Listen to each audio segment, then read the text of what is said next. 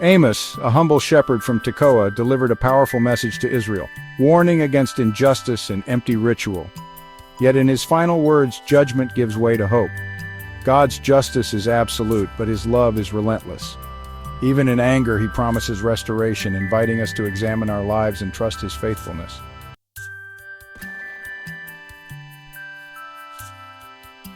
Amos 9 opens with a vision of judgment. God's power shakes the earth. No one can escape. Yet amid the storm, hope emerges. God promises to preserve a remnant, to rebuild what's broken. After judgment, restoration comes, abundance, flourishing, and a secure home. This is the unbreakable promise. Even in the storm, God's purpose is to restore and bless.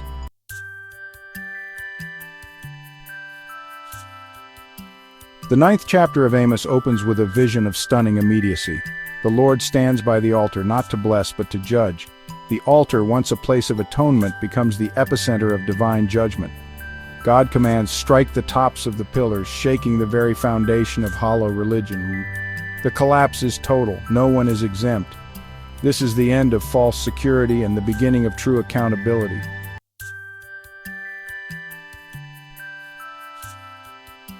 After the sanctuary's collapse, Amos reveals a universal truth. There is no escape from divine justice. No matter how deep you dig, how high you climb, or where you hide, God's reach is absolute. From the depths of Sheol to the heights of heaven, every corner of creation is under his dominion. The message is clear. Judgment cannot be outrun, only faced. After every escape route is closed, Amos reveals why flight is futile. The Lord God of hosts is the Creator, whose touch melts the earth and whose gaze pierces all. He is the master builder, the one who commands the seas and storms. No one can hide from him. The universe is his home. The only path is not escape, but surrender to this all-powerful, all-seeing God. Amos pulls back the camera from the fleeing crowd, revealing the one they run from. He who touches the earth and it melts. With just a touch, God's power dissolves the ground beneath our feet. All our security is fragile, held by his will. The melting earth reminds us, before restoration, we must recognize the absolute sovereignty of the Creator.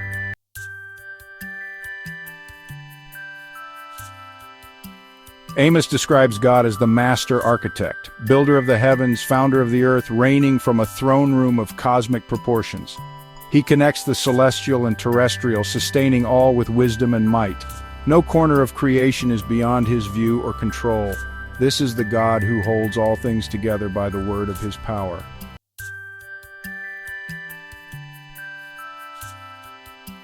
Amos reveals God's authority over all nations, not just Israel. God reminds Israel that he guided not only their exodus, but also the journeys of other peoples. Israel's privilege meant greater responsibility, not exemption from justice. God's concern is global. He judges all impartially, weaving a story of redemption for every nation. Israel's role was to be a light, not the whole story.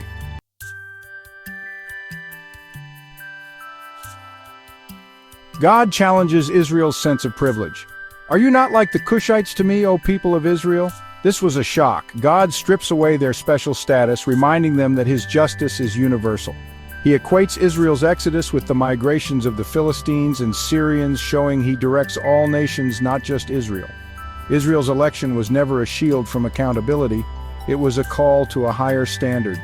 God's justice is impartial. He judges hearts and actions, not heritage. The lesson: God's family is defined by justice, mercy, and humility, not by bloodlines or borders. This humbling truth still challenges anyone who presumes upon God's grace.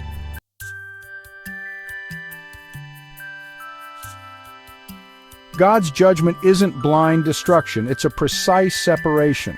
The sinful kingdom will be destroyed, but the house of Jacob, the covenant people, will be preserved. God's judgment is surgical, removing corruption to save what's true. He describes it as sifting grain. The chaff falls away, but the good kernels remain. Exile will be traumatic, but God promises not one true member will be lost. He preserves a faithful remnant, even in judgment. This sifting distinguishes the righteous from the wicked, God's purpose purification, not annihilation.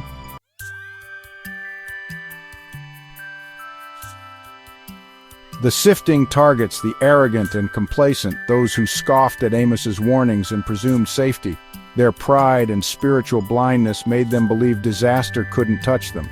God's judgment is decisive, removing those who poison the community. This is not just punishment, but a redemptive act, purifying the nation for future restoration. God's discipline clears the ground for hope. He tears down to build up, preserving a faithful people. Now, with the foundation purified, God's plan for restoration can begin.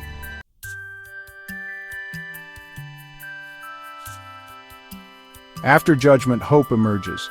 God promises to raise up David's fallen tent. The image is humble, not a palace, but a fragile booth symbolizing Israel's brokenness. God himself will restore what's been lost, repairing every breach and ruin. This is a promise of total renewal, uniting all tribes under a restored Davidic ruler. God's faithfulness overcomes human failure, his covenant endures. The New Testament sees this fulfilled in Jesus, who rebuilds the community of faith. Through him, the humble tent becomes an eternal kingdom. Restoration is God's work, bringing wholeness from ruins.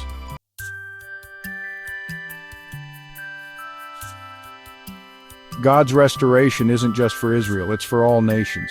Amos envisions a kingdom where even former enemies like Edom are included. God's plan breaks down barriers, gathering people from every nation under his name.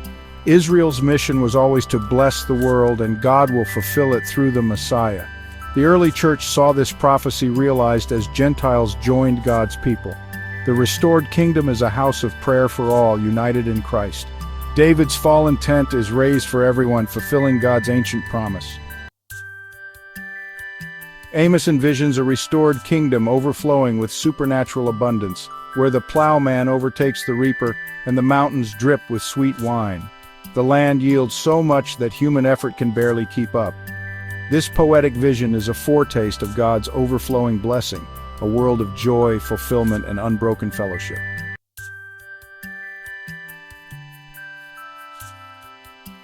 The promise of restoration is not complete without the return of the people to the land. After describing the supernatural abundance of the restored creation, God makes a deeply personal and tender promise concerning his scattered people. He declares, "I will restore the fortunes of my people Israel, and they shall rebuild the ruined cities and inhabit them." This speaks directly to the experience of exile, where the people would be forcibly removed from their homes and their cities left in ruins. The promise of return was a powerful anchor of hope. It meant that their displacement was temporary and that God himself would orchestrate a great homecoming, bringing them back to the place of their inheritance. The promise is not just to return, but to rebuild and inhabit. This is a promise of active participation in the restoration. The people will not be passive recipients of blessing, they will be agents of renewal. The hands that were once in chains would now be free to clear the rubble, lay new foundations, and construct new homes. To inhabit the cities they rebuild signifies a return to community, stability, and normal life. This act of rebuilding is a powerful symbol of starting over, of turning the memory of destruction into a testimony of God's faithfulness. It is a promise that the places of deepest sorrow and loss will become sites of new beginnings and renewed joy. The theme of fruitful labor continues, directly connected to their return to the land. They shall plant vineyards and drink their wine, and they shall make gardens and eat their fruit. This contrasts sharply with the curses threatened earlier in the book, where God warned that they would build houses but not live in them, and plant vineyards but not drink their wine. The judgment is now fully reversed. The promise is one of secure and joyful possession. The people will be able to enjoy the fruits of their labor without fear of invaders or exile. This paints a picture of shalom, a state of holistic peace, well-being, and security where people can flourish in their work and enjoy its rewards in a stable society. This great homecoming is more than just a geographical relocation. It is a restoration of identity and purpose. The land was intricately tied to Israel's covenant with God. To be in the land was to live in the place of God's special presence and blessing. To be exiled from it was a sign of broken fellowship. Therefore, the return to the land signifies a renewal of the covenant relationship. It is God welcoming his children back home, not just to a piece of real estate, but into a renewed and secure relationship with him. It is a tangible expression of his forgiveness, his grace, and his unwavering commitment to his covenant people.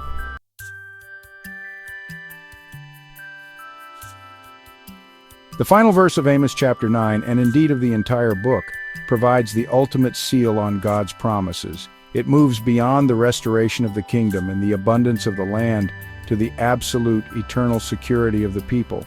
God makes a final definitive declaration: I will plant them on their land, and they shall never again be uprooted out of the land that I have given them. The verb to plant is deliberate and powerful.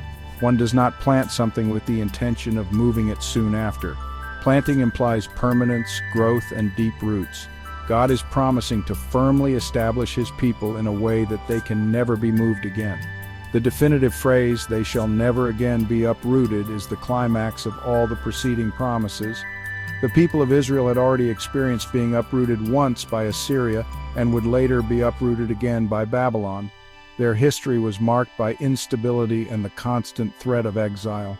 This promise looks forward to a future, final restoration where such a catastrophe will be impossible. Their security will not depend on their own strength or even their own faithfulness, but on the power and promise of God Himself. He will be the one who plants them, and what God plants, no human empire or spiritual force can uproot. This promise finds its ultimate fulfillment not merely in a physical return to a geographical location, but in the eternal security that believers have in Jesus Christ. The land promise in the Old Testament is a physical type that points to a greater spiritual reality. Our true, secure inheritance is in the kingdom of God, a kingdom that cannot be shaken. To be planted by God is to be united with Christ, rooted and grounded in His love. The promise of never being uprooted speaks to the doctrine of eternal security, that those who are truly saved by God's grace can never be separated from Him. Our place in His family and His kingdom is eternally secure. The book of Amos ends with the final authoritative statement, "says the Lord your God." This is God's personal signature on this unbreakable covenant of hope. The one who began the chapter standing at the altar to pronounce judgment is the very same one who ends the chapter making a promise of everlasting security. The entire journey of Amos, from the fiery condemnations of social injustice to the terrifying visions of destruction, finds its resolution here. It reminds us that God's justice is always in the service of His ultimate plan of redemption. His final word is not judgment but grace, not exile but homecoming, not destruction but a glorious and eternally secure restoration for His people.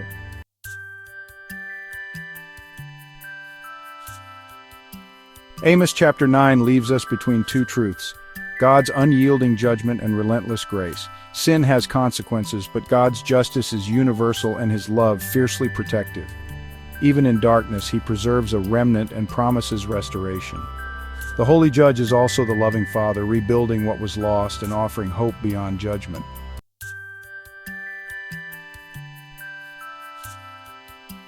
Amos's final chapter isn't just history, it's a living word asking, where do you see yourself in this story?